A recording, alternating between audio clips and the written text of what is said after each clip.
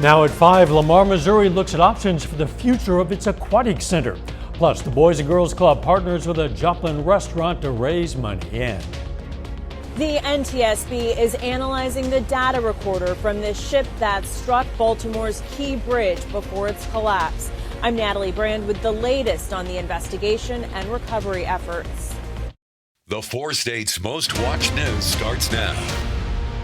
The city of Lamar, Missouri announces it's now accepting bids from engineering firms as it looks to remove the city's aquatic center. This is KOAM News at 5. I'm Dow Quick. The center's been shut down for the past several years, and Assistant City Administrator Rusty Rives tells us it's had a number of issues beyond the city's capability to repair.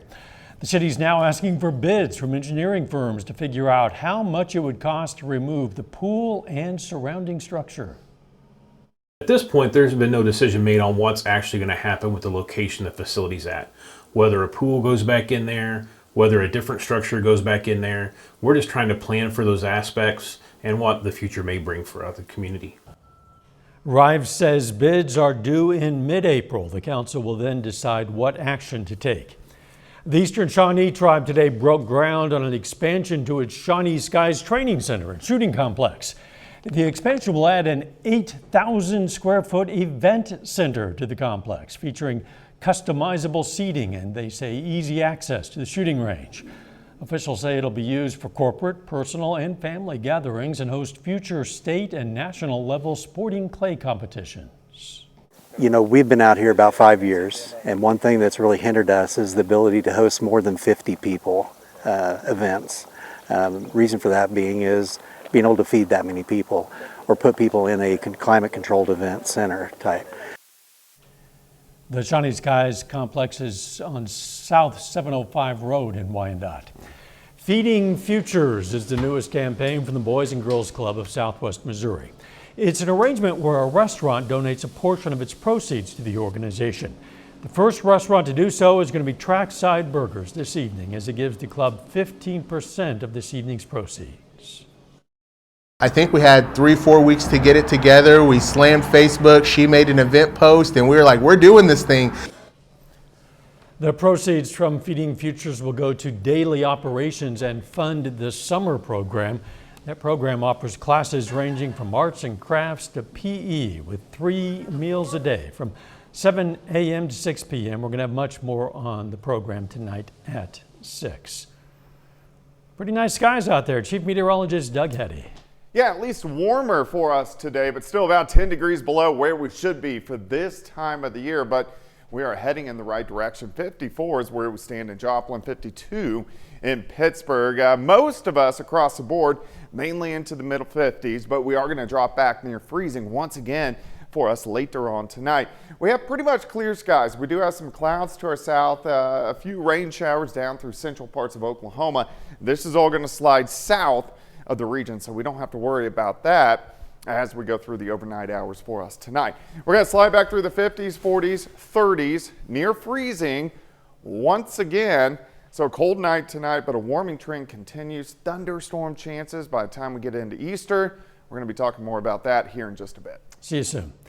There's a massive coordinated response going on in Baltimore to find the bodies of 6 men thrown into the water when a cargo ship lost power and hit the Francis Scott Key Bridge, causing it to collapse. There's also a multi-governmental effort to try to ease the economic impact from one of America's busiest ports being shut down. Natalie Brand has more details now from Baltimore.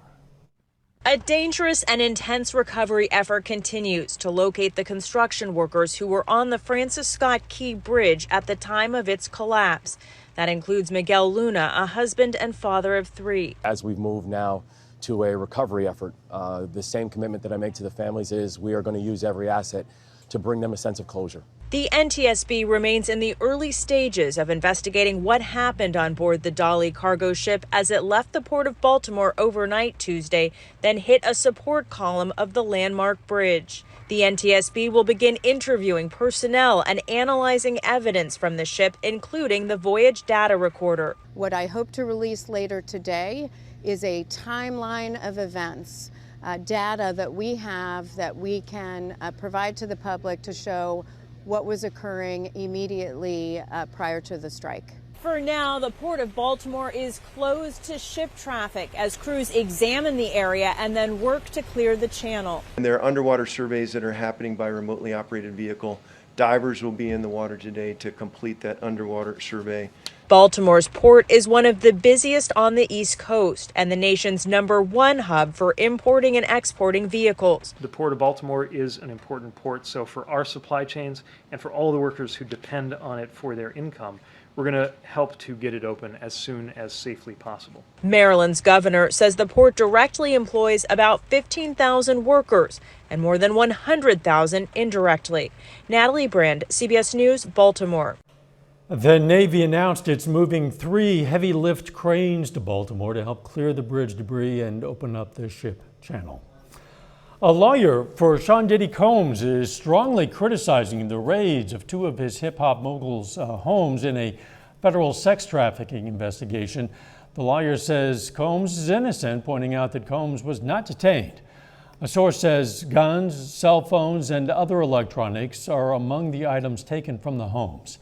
Even though Combs has not been publicly named as a target of the investigation, he says he's now prepared to fight to clear his name. Still ahead, one man's dedication to his craft. Can you imagine being awake during brain surgery? I'm Christian Benavides with one man's remarkable story. Plus, how exercising more could help reduce your risk of developing insomnia. Those stories next in Health Watch. Topping today's Health Watch, Americans from low-income backgrounds are eating too much salt, and it's leading to serious health problems. It's the findings of a study published in JAMA Network Open. It shows nearly 80% of black and white low-income Americans are consuming sodium levels above the recommended daily amount, which is linked to cardiovascular disease deaths. Having trouble sleeping? Well, maybe you're not exercising enough. A 10-year study published in BMJ Open found consistently exercising just 2 to 3 times a week lowers your risk of insomnia. Regular exercise can also improve the quality of your sleep and help you get the recommended 6 to 9 hours your body needs every night. Brain surgery is always a delicate procedure, and sometimes it needs to be done while the patient is awake. Christian Benavides explains why and brings us the story of what this meant for one avid guitar player. 24-year-old Christian Nolan is used to shredding the guitar at home. But in December, he showed off his skills while undergoing brain surgery to remove an aggressive tumor. Could you feel anything happening? It was mainly like pressure. I could feel things moving, but no pain or anything. The tumor was located in a delicate part of the brain that can affect hand movements. We performed his surgery awake so that we could be able to remove the tumor safely and be sure that we weren't harming his hand function. Neurosurgeon Dr. Ricardo Comotar with Sylvester Comprehensive Cancer Center says when a patient is awake during a craniotomy, it requires less bone removal. It can also limit injury to surrounding brain tissue. If you don't have the ability to do the surgery awake, this operation becomes actually much riskier. The procedure lasted about 2.5 hours. Nolan was only awake for part of it, as his team of doctors monitored the use of his left hand. The patient is completely comfortable during the awake part of the surgery. They do not feel any pain, and they do not remember most of the procedure. Nolan remembers someone handing him the guitar. The rest was just second nature. What do you think when you watch that video? I just can't believe that was me. Nolan's tumor was discovered by chance. Someone stage diving at a concert landed on him, causing his brain to swell, leading to a checkup. He still has to undergo treatment, including chemotherapy, but the tumor was completely removed. Christian Benavides, CBS News, Miami. Nolan's doctors say he was fortunate the tumor was caught early before causing any permanent damage. And that is a look at today's health news. A little bit later, our Pet Vet on Call.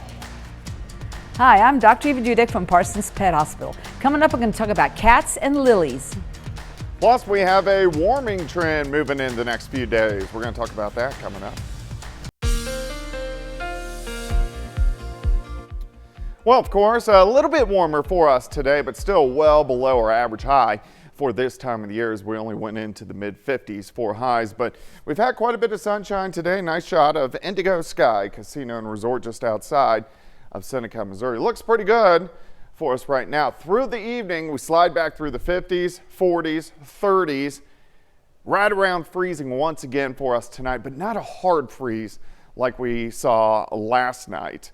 53 in Nevada, 54 in Neosho, 55 is where we sit in Miami, Pittsburgh 53, Parsons is sitting at 56. Let's go outside. Here's 7th, here's range line, 54, northerly winds, fairly light at about 5 miles per hour, but these winds will really start to pick back up as we go through the next couple days, but in return, that's going to help us warm up. All right, not a whole bunch going on here. We have some clouds kind of scooting through our southern counties. We have a wave down through central Oklahoma, some showers, mainly pushing east into parts of Arkansas. So most of us, we are going to be fine as we go through the overnight hours for us tonight. Still that northerly flow out of Canada, so that's why we're cooler, but a ridge of high pressure will start to roll in over the next couple days, and that will help us warm up just a bit. Let's walk through time tonight. Temperatures near freezing, 31, 32 degrees by morning. Plenty of sunshine. We're going to go into the upper 50s by noon, and then by the afternoon we should be 63, 64, 65 degrees, which is better than what we saw today, and that is right about where we should be for this time of the year. Tomorrow night, winds start to pick up. We only drop back upper 40s to near 50.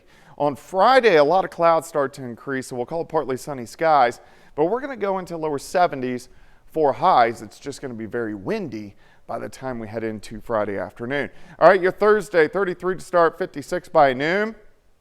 High temp, right around 64 degrees. And if we look at our winds, you can see by tomorrow afternoon, southwesterly winds kind of gusting 15 to 20, which is not bad. But once we get into Friday, these winds are going to be pushing 40, upwards of 45. So it gets super windy by the time Friday rolls around. Let's jump into Easter Sunday. As of right now, temperatures pretty warm. Check this out. 59 in the morning. Could get a few random showers. 73 by noon, 78 by 4, 74 by 7 p.m. Some scattered evening thunderstorms, and some of those storms could be on the strong side. So if we look at our hot spots for Sunday into Monday, meaning in the yellow, chances for strong to possibly severe storms from about St. Louis to Joplin, Oklahoma City to Dallas. As we move into Monday, kind of expands a little farther southeast, but still we're going to be in a target range for some strong to severe storms by Monday as well. 64 for you tomorrow, 71 on Friday, 72 Saturday, 78 Easter Sunday, but those chances for thunderstorms Sunday into Monday, cooling back down next Tuesday and Wednesday, back up again late next week. So kind of a roller coaster ride, and also some rain chances. Yeah, may put a damper on some Easter egg hunts come yeah, Sunday. Hopefully we'll dodge enough showers. All right, thanks, Jeff. Hey, spring's often seen as a time for cleaning. Coming up, we're going to see why that could include your finances as well. Topping today's Consumer Watch, Easter, less than a week away. It's coming up this weekend, and consumer spending is expected to top $22 billion. That's according to the National Retail Federation. People celebrating are predicted to spend an average of $177. Food is expected to be the highest spending category, followed by clothing, then gifts. Meanwhile, the price of cocoa surged to an all-time high yesterday. It means you could be paying more for chocolate in stores. Oh no. Egg prices, they're jumping too, pushing up the cost of using dyed ones for Easter. The average price for eggs right now is about $3 a dozen. That's way cheaper than the record high of $4.82 a dozen in January of last year. That was in the wake of the avian flu outbreak, but still a lot higher than the average cost of $1.45 per dozen before the pandemic. With April approaching, a lot of people are thinking about spring cleaning. CBS News business analyst Jill Schlesinger says that should include your financial files. Whether you're firing up the shredder or deleting files from your computer, a great place to start is with tax returns. The IRS can look back 3 years in an audit, and if they identify a substantial error, can add an additional 3 years. So you or your tax preparer should keep returns and all supporting documents for 6 years to have all of your bases covered. Everything older should be shredded. And no cheating on this, because scammers would love to grab your valuable personal information. That includes bank and investment statements. Most people can destroy them after 45 days, unless you need to highlight a stock or investment transaction for next year's taxes. There's another exception. If you or a relative will be applying for Medicaid, many states require that you show 5 years' worth of statements. Finally, there are some things you need to keep forever, like birth and death certificates, Social Security cards, marriage licenses, divorce decrees, military discharge papers, and estate documents. If you maintain paper versions of any of these, make digital copies and then store the originals in a fireproof safe. And hold on to records for home improvements and major purchases until you sell those assets. In New York, I'm CBS News business analyst Jill Schlesinger. Hey, one lucky ticket matches the number in yesterday's Mega Millions lottery drawing with a jackpot worth an estimated, $1.1 billion with a B. That's the 8th largest in history. Unfortunately, the winner wasn't you. It made ShopRite Liquor in Neptune, New York, a popular store today. It sold that winning ticket, matching all 6 numbers and the gold mega ball. The director of the New Jersey Lottery offered some advice for the lucky ticket holder. I guess, don't spend it all in one place, perhaps. Our Pet Vet on Call, up next.